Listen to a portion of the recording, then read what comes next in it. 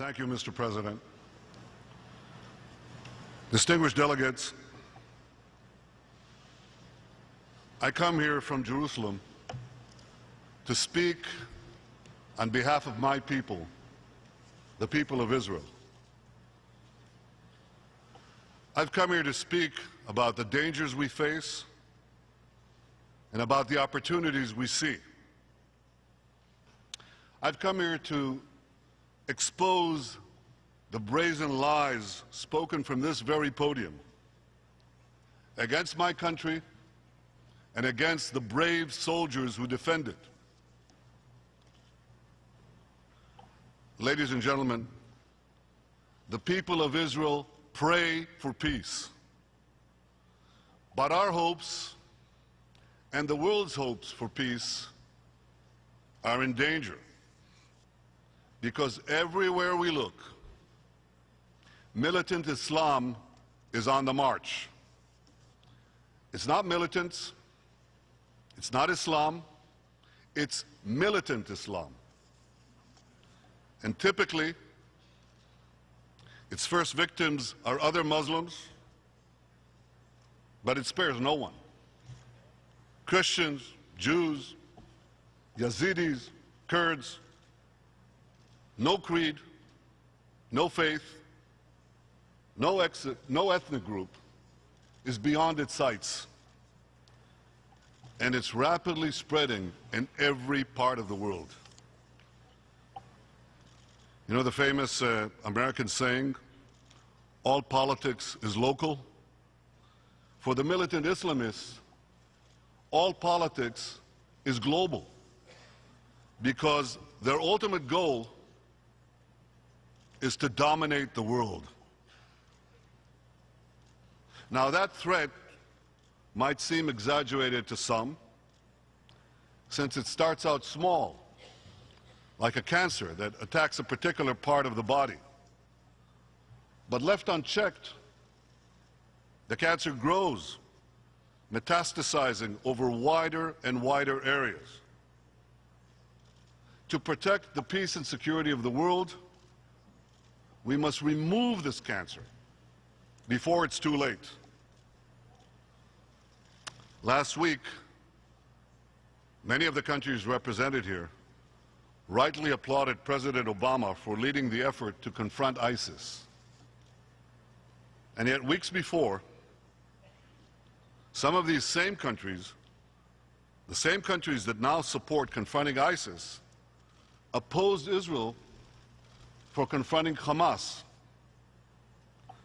They evidently don't understand that ISIS and Hamas are branches of the same poisonous tree. ISIS and Hamas share a fanatical creed, which they both seek to impose well beyond the territory under their control. Listen to ISIS' self-declared caliph, Abu Bakr al-Baghdadi. This is what he said 2 months ago. A day will soon come when the Muslim will walk everywhere as a master. The Muslims will cause the world to hear and understand the meaning of terrorism and destroy the idol of democracy. Now listen to Khalid Mashal, the leader of Hamas. He proclaims a similar vision of the future. We say this to the West: by Allah, you will be defeated. Tomorrow, our nation will sit on the throne of the world. As Hamas's charter makes clear, Hamas's immediate goal is to destroy Israel. But Hamas has a broader objective. They also want a caliphate. Hamas shares the global ambitions of its fellow militant Islamists. And that's why its supporters wildly cheered in the streets of Gaza as thousands of Americans were murdered in 9/11. And that's why its leaders condemned the United States for killing Osama bin Laden, whom they praised as a holy warrior. So when it comes to their ultimate goals, Hamas is ISIS and ISIS is Hamas. And what they share in common, all militant Islamists share in common: Boko Haram in Nigeria, Al-Shabaab in Somalia, Hezbollah in Lebanon, Al-Nusra in Syria, the Mahdi army in Iraq, and the Al-Qaeda branches in Yemen, Libya, the Philippines, India, and elsewhere. Some are radical Sunnis, some are radical Shiites, some want to restore a pre-medieval caliphate from the 7th century, others want to trigger the apocalyptic return of an imam from the 9th century. They operate in different lands, they target different victims, and they even kill each other in their battle for supremacy. But they all share a fanatic ideology. They all seek to create ever-expanding enclaves of militant Islam, where there is no freedom and no tolerance, where women are treated as chattel, Christians are decimated, and minorities are subjugated, sometimes given the stark choice: convert or die. For them, anyone can be considered an infidel, including fellow Muslims. Ladies and gentlemen, militant Islam's ambition to dominate the world seems mad. But so too did the global ambitions of another fanatic ideology that swept into power 8 decades ago. The Nazis believed in a master race. The militant Islamists believe in a master faith. They just disagree who among them will be the master of the master faith. That's what they truly disagree about. And therefore, the question before us is whether militant Islam will have the power to realize its unbridled ambitions. There is one place where that could soon happen: the Islamic State of Iran. For 35 years, Iran has relentlessly pursued the global mission which was set forth by its founding ruler, Ayatollah Khomeini, in these words: "We will export our revolution to the entire world until the cry, 'There is no God but Allah,' will echo throughout the world over." And ever since, the regime's brutal enforcers, Iran's Revolutionary Guards, have done exactly that. Listen to its current commander, General Muhammad Ali Jafri, and he clearly stated this goal. He said, "Our Imam did not limit the Islamic Revolution to this country. Our duty is to prepare the way for an Islamic world government."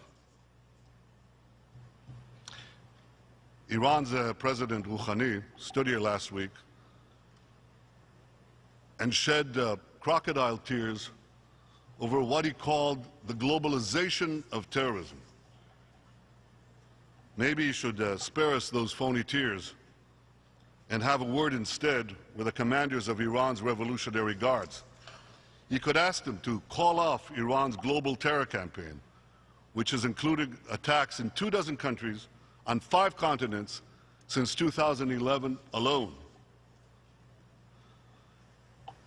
You know, to say that Iran doesn't practice terrorism is like saying Derek Jeter never played shortstop for the New York Yankees. This is this bemoaning by the Iranian president of the spread of terrorism has got to be one of history's greatest displays of double talk. Now, some argue that Iran's global terror campaign, its subversion of countries throughout the Middle East and well beyond the Middle East, some argue that this is the work of the extremists. They say things are changing. They point to last year's election in Iran. They claim that Iran's smooth-talking president and foreign minister, they've changed not only the tone of Iran's foreign policy, but also its substance. They believe Rouhani and Zarif generally want to reconcile with the West, that they've abandoned the global mission of the Islamic Revolution. Really? So let's look at what Foreign Minister Zarif wrote in his book just a few years ago. We have a fundamental problem with the West, and especially with America.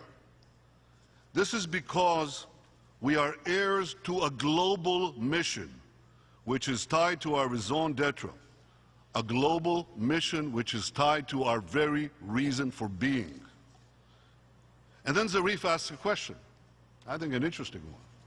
He says, how come Malaysia, he's referring to an overwhelmingly Muslim country, how come Malaysia doesn't have similar problems?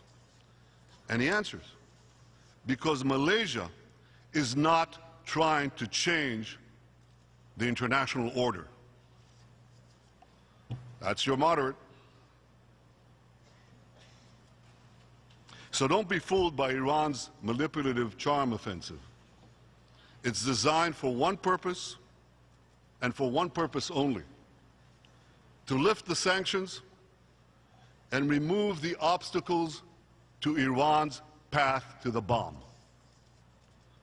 The Islamic Republic is now trying to bamboozle its way to an agreement that will remove the sanctions it still faces and leave it with the capacity of thousands of centrifuges,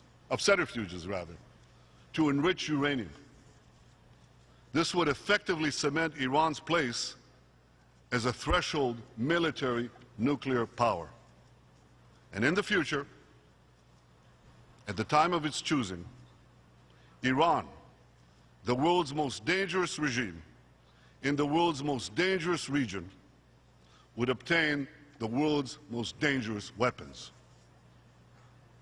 Allowing that to happen would pose the gravest threat to us all. It's one thing to confront militant Islamists on pickup trucks armed with Kalashnikov rifles. It's another thing to confront militant Islamists armed with weapons of mass destruction. I remember that last year, everyone here was rightly concerned about the chemical weapons in Syria, including the possibility that they would fall into the hands of terrorists. Well, that didn't happen. And President Obama deserves great credit for leading the diplomatic effort to dismantle virtually all of Syria's chemical weapons capability. Imagine how much more dangerous the Islamic State, ISIS, would be if it possessed chemical weapons. Now imagine how much more dangerous the Islamic State of Iran would be if it possessed nuclear weapons. Ladies and gentlemen, would you let ISIS enrich uranium? Would you let ISIS build a heavy water reactor? Would you let ISIS develop intercontinental ballistic missiles? Of course you wouldn't. Then you mustn't let the Islamic State of Iran do those things either. Because here's what will happen. Once Iran produces atomic bombs, all the charms and all the smiles will suddenly disappear. They'll just vanish. And it's then that the Ayatollahs will show their true face and unleash their aggressive fanaticism on the entire world. There's only one responsible course of action to address this threat. Iran's nuclear military capabilities must be fully dismantled.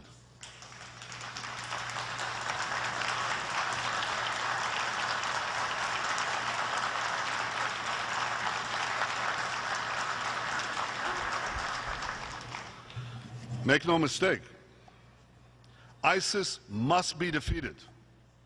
But to defeat ISIS and leave Iran as a threshold nuclear power is to win the battle and lose the war.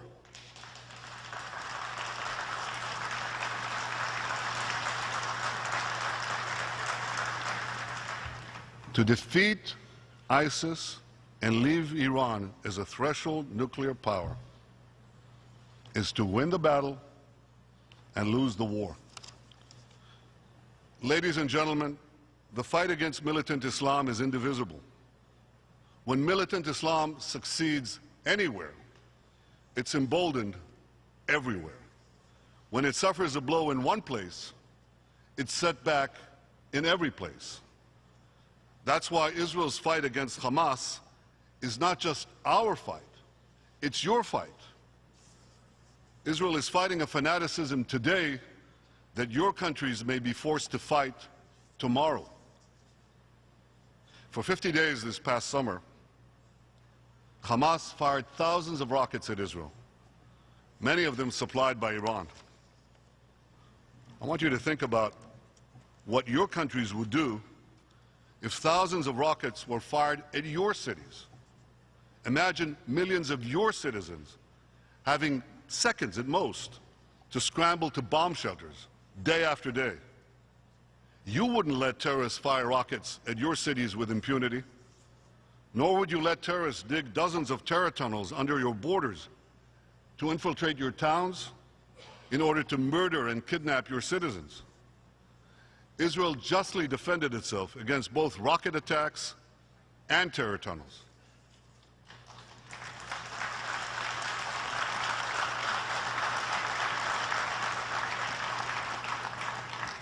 Yet Israel faced another challenge. We faced a propaganda war because in an attempt to win the world's sympathy, Hamas cynically used Palestinian civilians as human shields. It used schools, not just schools, UN schools, private homes, mosques, even hospitals, to store and fire rockets at Israel. As Israel surgically struck at the rocket launchers and at the tunnels, Palestinian civilians were tragically but unintentionally killed. There are heart-rending images that resulted, and these fueled libelous charges that Israel was deliberately targeting civilians. We were not. We deeply regret every single civilian casualties. And the truth is this: Israel was doing everything to minimize Palestinian civilian casualties. Hamas was doing everything to maximize Israeli civilian casualties and Palestinian civilian casualties. Israel dropped flyers, made phone calls, sent text messages, broadcast warnings in Arabic on Palestinian television, all this to enable Palestinian civilians to evacuate targeted areas. No other country and no other army in history have gone to greater lengths to avoid casualties among the civilian population of their enemies.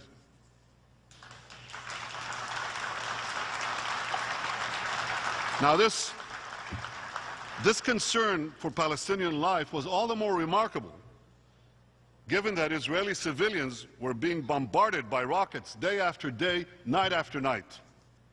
And as their families were being rocketed by Hamas, Israel's citizen army, the brave soldiers of the IDF, our young boys and girls, they upheld the highest moral values of any army in the world.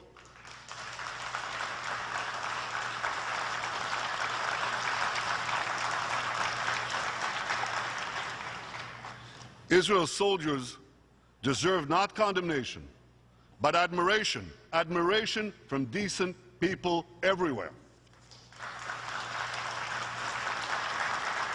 Now here's what Hamas did. Here's what Hamas did. Hamas embedded its missile batteries in residential areas and told Palestinians to ignore Israel's warnings to leave. And just in case people didn't get the message, they executed Palestinian civilians in Gaza who dared to protest. And no less reprehensible, Hamas deliberately placed its rockets where Palestinian children live and play. Let me show you a photograph. It was taken by a France 24 crew during the recent conflict. It shows 2 Hamas rocket launchers which were used to attack us. You see 3 children playing next to them. Hamas deliberately put its rockets in hundreds of residential areas like this, hundreds of them. Ladies and gentlemen, this is a war crime. And I say to President Abbas, these are the crimes, the war crimes, committed by your Hamas partners in the national unity government which you head and you are responsible for. And these are the real war crimes you should have investigated or spoken out against from this podium last week.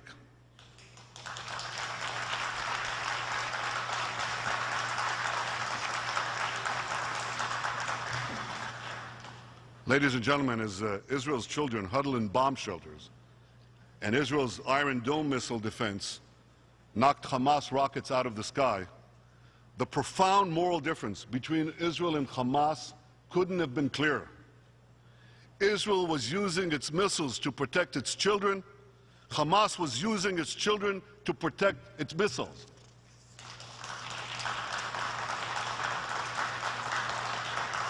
By investigating Israel rather than Hamas for war crimes, the UN Human Rights Council has betrayed its noble mission to protect the innocent. In fact, what it's doing is to turn the laws of war upside down. Israel, which took unprecedented steps to minimize civilian casualties, Israel is condemned. Hamas, which both targeted and hid behind civilians, that's a double war crime, Hamas is given a pass. The Human Rights Council is thus sending a clear message to terrorists everywhere. Use civilians as a human shield. Use them again and again and again. And you know why? Because sadly, it works. By granting international legitimacy to the use of human shields, the UN Human Rights Council has thus become a terrorist rights council. And it will have repercussions. It probably already has, about the use of civilians as human shields. It's not just our interests. It's not just our values that are under attack. It's your interests and your values. Ladies and gentlemen, we live in a world steeped in tyranny and terror, where gays are hanged from cranes in Tehran, political prisoners are executed in Gaza, young girls are abducted en masse in Nigeria, and hundreds of thousands are butchered in Syria, Libya, and Iraq. Yet nearly half of the UN Human Rights Council's resolutions focusing on a single country have been directed against Israel, the one true democracy in the Middle East. Israel, where issues are openly debated in a boisterous parliament, where human rights are protected by independent courts, and where women, gays, and minorities live in a genuinely free society. The human rights, it's an oxymoron, the UN Human Rights Council, but I'll use it just the same. The Council's biased treatment of Israel is only one manifestation of the return of one of the world's oldest prejudices. We hear mobs today in Europe call for the gassing of Jews. We hear some national leaders compare Israel to the Nazis. This is not a function of Israel's policies. It's a function of diseased minds. And that disease has a name. It's called anti-Semitism. It is now spreading in polite society, where it masquerades as legitimate criticism of Israel. For centuries, the Jewish people have been demonized with blood libels and charges of deicide. Today, the Jewish state is demonized with the apartheid libel and charges of genocide. Genocide. In what moral universe does genocide include warning the enemy's civilian population to get out of harm's way, or ensuring that they receive tons of humanitarian aid each day, even as thousands of rockets are being fired at us, or setting up a field hospital to aid their wounded? Well, I suppose it's the same moral universe where a man who wrote a dissertation of lies about the Holocaust and who insists on a Palestine free of Jews, Judenrein, can stand at this podium and shamelessly accuse Israel of genocide and ethnic cleansing. In the past, outrageous lies against the Jews were the precursors to the wholesale slaughter of our people. But no more. Today, we, the Jewish people, have the power to defend ourselves. We will defend ourselves against our enemies on the battlefield. We will expose their lies against us in the court of public opinion. Israel will continue to stand proud and unbowed.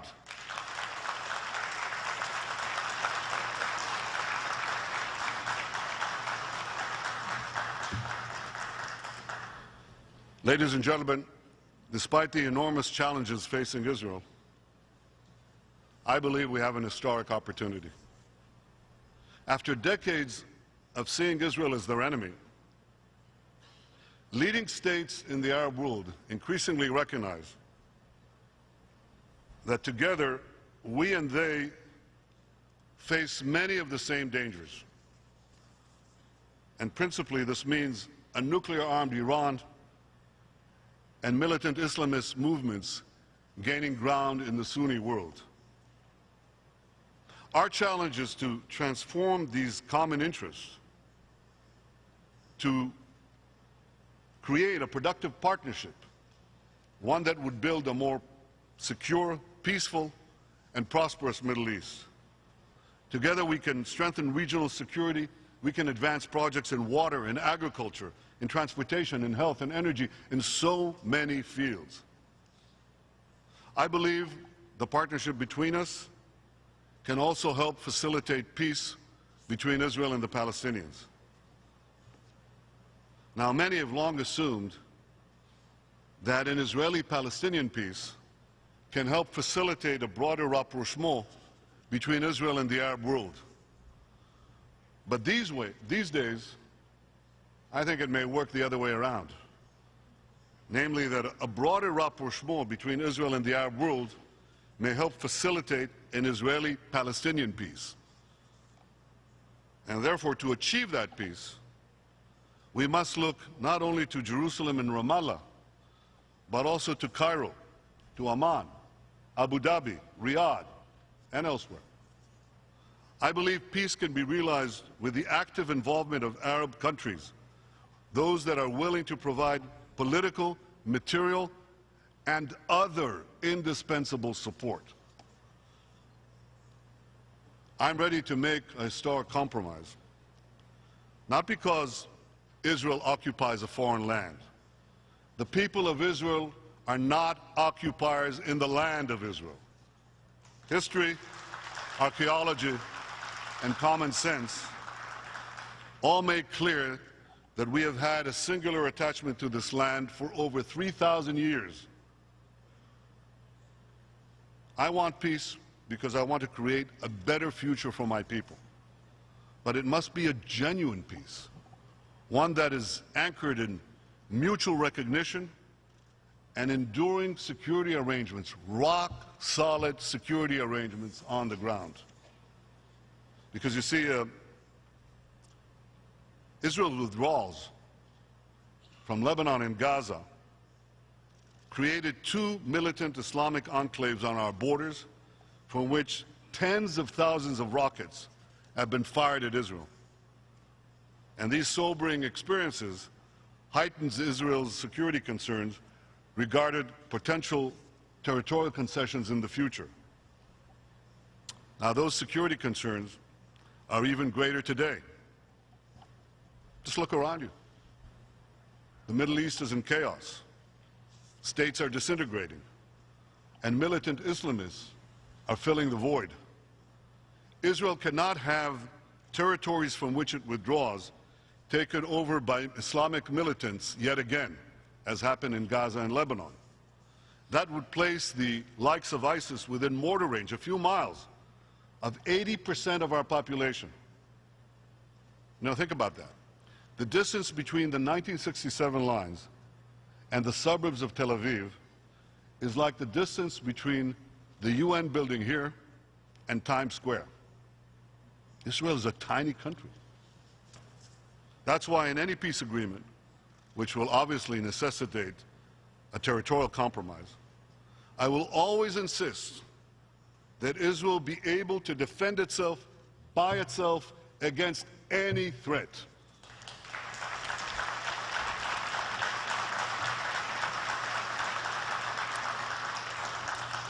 And yet, despite everything that has happened, some still don't take Israel's security concerns seriously. But I do, and I always will. Because as Prime Minister of Israel, I'm entrusted with the awesome responsibility of ensuring the future of the Jewish people and the future of the Jewish state. And no matter what pressure is brought to bear, I will never waver in fulfilling that responsibility.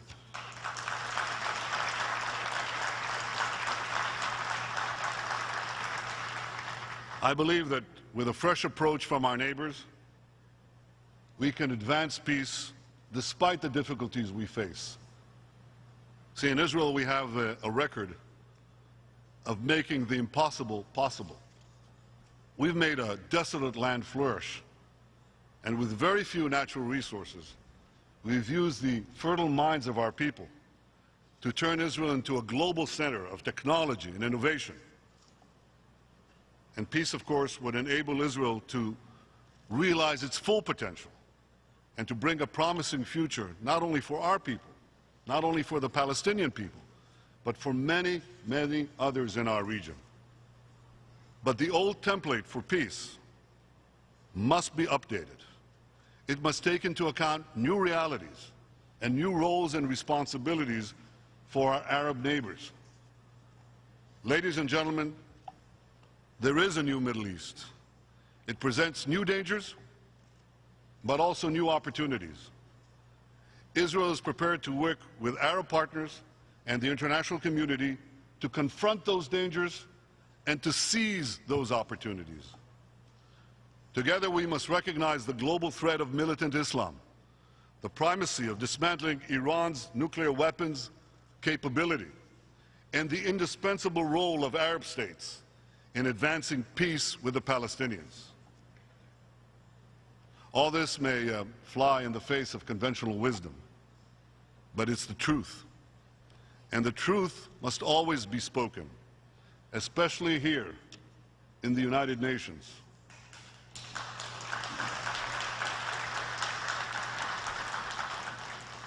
Isaiah, our great prophet of peace, taught us nearly 3,000 years ago in Jerusalem to speak truth to power.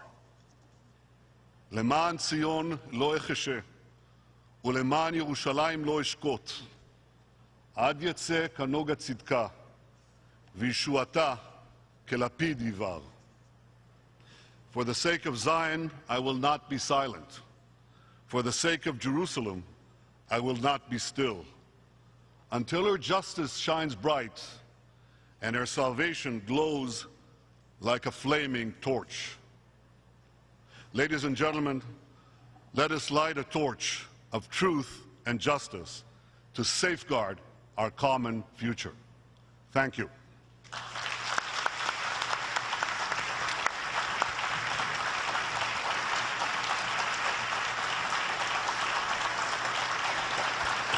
On behalf